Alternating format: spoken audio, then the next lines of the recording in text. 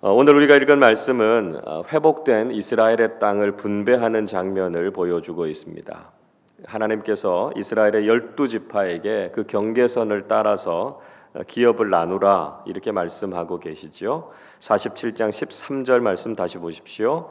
주 여호와께서 이같이 말씀하셨느니라. 너희는 이 경계선대로 이스라엘 12지파에게 이 땅을 나누어 기업이 되게 하되 요셉에게는 두 몫이니라 말씀하고 있습니다. 하나님께서는 성전과 예배를 회복하시고 이제 땅을 기업으로 나누어 주고 계십니다. 이스라엘의 신앙과 삶 전체를 다 회복시켜 주실 것이다 말씀하고 계신 것이죠. 다시 이스라엘 12지파에게 약속의 땅을 차지하게 하셔서 하나님의 축복이 영원토록 이어지게 될 것이다 하는 것을 말씀하고 있습니다. 하나님께서 그들에게 이 땅을 다시 기업으로 주시겠다 말씀하고 계신 것은 조상들에게 주셨던 약속을 하나님께서 기억하셨기 때문이다 이야기하고 있습니다. 14절 말씀 우리 다시 한번 읽어보도록 하겠습니다. 내가 옛적에 내 손을 들어 맹세하여 이 땅을 너희 조상들에게 주겠다고 하였나니 너희는 공평하게 나누어 기업을 삼으라. 이 땅이 너희의 기업이 되리라. 하나님께서 이미 조상들에게 이 땅을 주시겠다 이렇게 약속하셨습니다.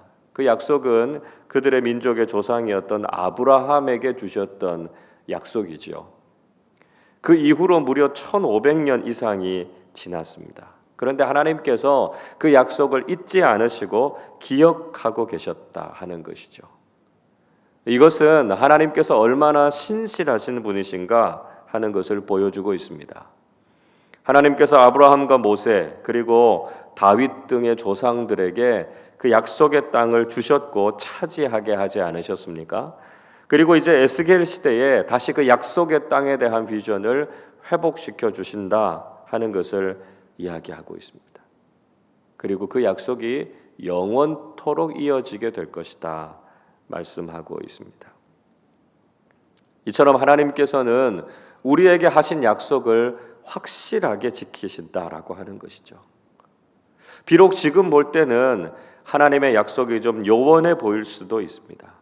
그 약속이 정말 이루어질까? 이루어지지 않는 것처럼 보일 수도 있다는 것이죠. 그러나 하나님께서는 아무리 긴 세월이 지난다 할지라도 그 약속을 잊지 않으시고 지키시는 하나님이 되신다라고 하는 것을 신뢰할 수 있어야 한다는 것이죠. 계속해서 15절부터 20절까지 말씀은 그 땅의 동서남북의 경계에 대해서 말씀하고 있습니다. 그리고 그 땅을 지파별로 나누어 가지라 이야기하고 있죠. 지파별로 땅을 나누는 데 있어서 아주 중요한 원칙이 있었습니다. 자, 22절 말씀 우리 한 번 더 같이 읽어보겠습니다. 너희는 이 땅을 나누되 제비 뽑아 너희와 너희 가운데에 머물러 사는 타국인 곧 너희 가운데에서 자녀를 낳은 자의 기업이 되게 할지니 너희는 그 타국인을 본토에서 난 이스라엘 족속같이 여기고 그들도 이스라엘 지파 중에서 너희와 함께 기업을 얻게 하되. 땅을 나누는 방법은 제비뽑기였습니다. 이 방법은 인간적인 방법이 아니라 하나님께서 개입하시는 방법이죠. 우리가 성경을 읽어보면 하나님께서 선택하시는 방법으로 이 제비뽑기를 제시하고 있는 경우들이 많습니다. 인간적인 방법을 따를 것이 아니라 하나님의 방법을 따르라 이렇게 말씀하고 계신 것이죠. 자, 그리고 땅을 나눌 때 이스라엘 민족들과 함께 살고 있는 타국인들에게도 그 기업을 나누라 이렇게 말씀하고 있습니다. 이 말씀은 하나님의 축복이 이스라엘 민족에게만 국한되는 것이 아니라 타 민족들에게까지 이르게 될 것이다 하는 것을 말씀하고 있습니다. 이스라엘 백성들이 보다 넓고 너그러운 마음을 가져야 된다는 것이죠. 하나님의 복은 이스라엘 민족만이 아니라 모든 민족, 모든 사람들에게로 향하고 있다는 것을 보여주고 있습니다. 우리가 가진 신앙은 단지 우리 자신만을 위한 것이 아니라는 것이죠. 우리를 넘어서 타인들에게까지 은혜와 유익을 끼치는 신앙이 되어야 한다는 것입니다. 오늘날 교회가 세상의 비난을 받고 있는 현실은 분명히 세상이 악해서 교회를 공격하고 있기 때문입니다. 그러나 동시에 우리는 우리 자신의 모습도 돌아볼 수 있어야 합니다. 혹시 우리의 신앙이 너무 우리 자신에게 집중되어져 있는 것은 아닌가 하는 거죠. 내가 예수를 잘 믿고 내가 복을 받는 것에만 머무른다면 우리의 신앙은 다른 사람들에게 좋은 영향력을 미치기 어렵습니다. 우리가 배타적인 신앙을 갖는다면, 자기중심적인 신앙을 갖는다면 그것 때문에 우리는 다른 사람들에게 유익을 끼치지 못하게 되지요. 결국 그렇게 되면 교회가 오히려 세상 속에서 소외될 수도 있다는 것입니다.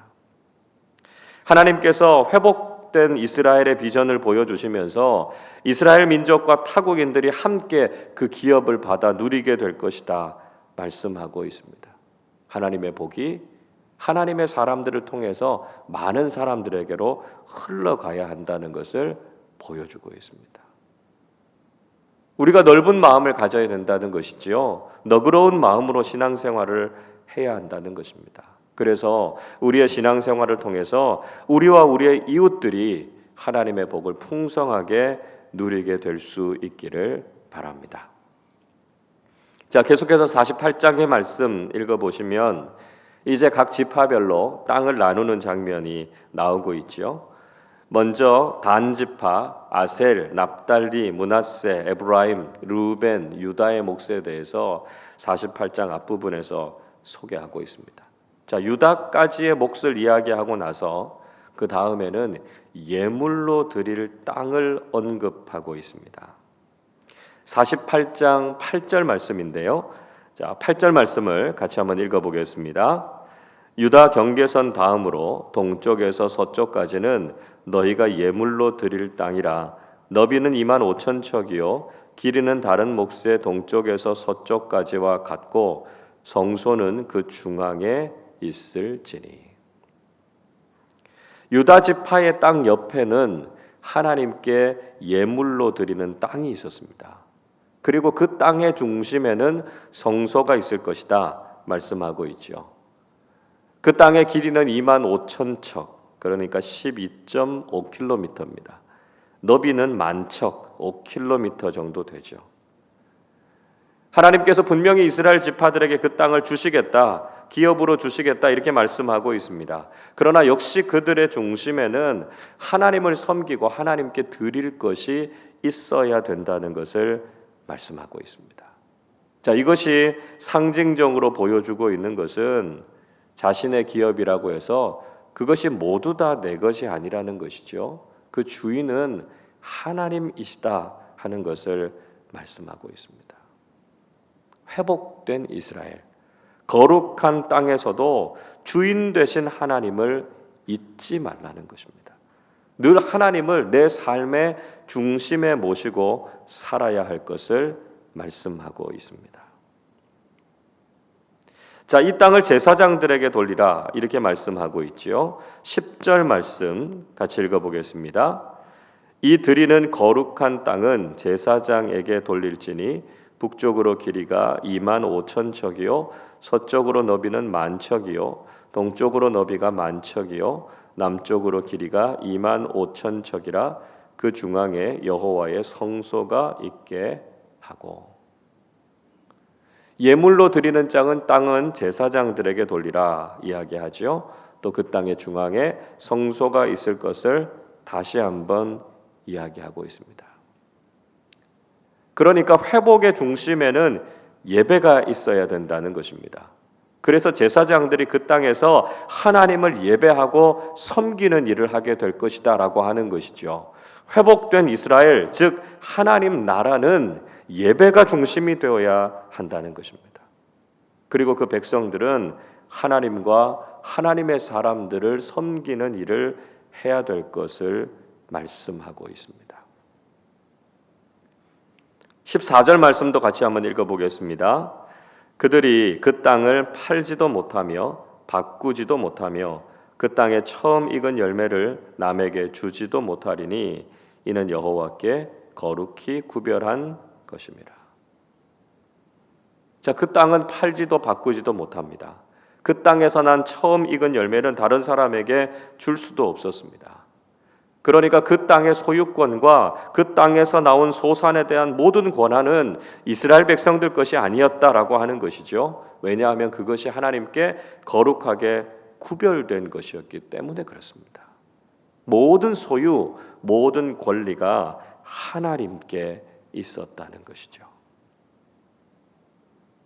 우리는 우리의 삶 속에서도 이런 하나님의 주권, 하나님의 소유를 인정하는 삶을 살아야 한다는 것이죠. 하나님께서 우리에게 주신 것, 분명히 하나님께서 우리에게 복으로 주신 것입니다. 그러나 그 모든 것에 대한 주권은 하나님께 있다는 것이죠.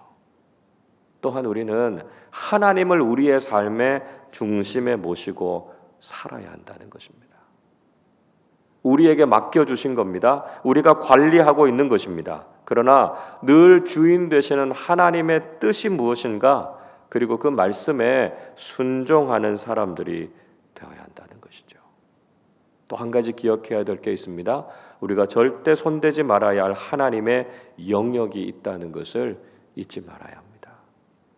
에덴 동산에서 아담과 하와가 하나님께서 금하신 선악과에 손을 대고 그것을 먹어버린 교만과 죄악이 우리에게 다시 나타나서는 안 된다는 것이죠. 하나님의 것을 철저하게 하나님께 구별해서 드리는 신앙이 필요하다는 것입니다. 우리의 소유, 우리의 삶 전부가 하나님의 것임을 고백하고 그것을 하나님의 뜻대로 사용할 수 있는 믿음의 사람들이 되어야 한다는 것입니다. 자, 그 이후의 말씀, 나머지 지파들의 기업에 대해서 언급합니다. 베냐민, 시므온, 이사갈, 스불론, 갓 지파의 땅에 대해서 소개하고 있죠. 또 30절부터 34절까지의 말씀은 예루살렘 성읍의 문들을 소개하고 있습니다. 동서남북 네 방향에 각각 3개의 문들이 있었습니다. 그리고 그 문들에는 이스라엘 12지파의 이름이 새겨져 있었죠. 그 성읍을 가리켜서 그 이름을 여호와 삼마 이렇게 부르고 있습니다. 35절 말씀 한 번 더 읽어보겠습니다. 그 사방의 합계는 18,000척이라 그날 후로는 그 성읍의 이름을 여호와 삼마라 하리라. 여호와 삼마라고 하는 말, 여호와께서 거기에 계시다 하는 말입니다. 하나님께서 임재하시고 하나님께서 함께 하셔야 그곳이 하나님의 나라가 된다는 것이죠. 그것이 아무리 좋은 땅이라도, 아무리 풍요로운 곳이라 할지라도 하나님이 계시지 않으면 그곳은 천국이 될 수 없다는 것이죠. 그러나 그 성읍에, 그 삶의 자리에 하나님께서 함께 하시면 하나님의 은혜와 복을 누리는 하나님 나라가 된다는 것입니다. 여러분, 우리의 삶의 자리를 회복시키시고 복을 주시는 하나님을 기대하실 수 있기를 바랍니다. 우리의 가정, 우리의 모든 삶의 자리에 여호와 삼마, 하나님께서 거기 계시는 하나님 나라의 은혜를 경험하실 수 있기를 바랍니다. 우리의 삶의 자리가 그 어디이든지 간에 하나님께서 함께 하실 때 그곳이 바로 하나님 나라가 된다는 것이죠. 오늘도 우리의 삶의 모든 자리가, 우리의 삶의 모든 순간이 여호와 삼마의 축복을 누리고 하나님의 임재와 하나님의 영광을 맛보는 천국의 기쁨을 누리시기를 주님의 이름으로 축원합니다. 기도하겠습니다. 우리에게 새 날을 주시고 새 생명을 주신 하나님 아버지, 감사와 찬송을 올려드립니다. 조상들과의 언약을 기억하시고 새 예루살렘을 회복시켜 주신 것처럼 하나님께서 약속의 말씀을 이루시고 우리의 삶에 복을 내려 주실 것을 믿습니다. 비록 지금은 약속이 요원해 보일지라도 낙심하지 않고 진리와 생명의 말씀, 하나님의 약속을 붙잡고 살아가게 하여 주시옵소서. 그래서 그 약속이 이루어지고 하나님의 회복의 비전이 우리의 삶에 온전히 이루어지게 해 주시옵소서. 우리 자신만이 아니라 우리의 이웃을 축복하는 그리스도인으로 살게 하여 주시옵소서.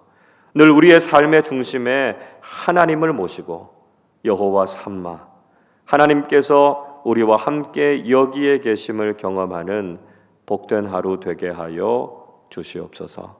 감사드리며 우리 주님 예수 그리스도의 이름으로 기도하옵나이다. 아멘.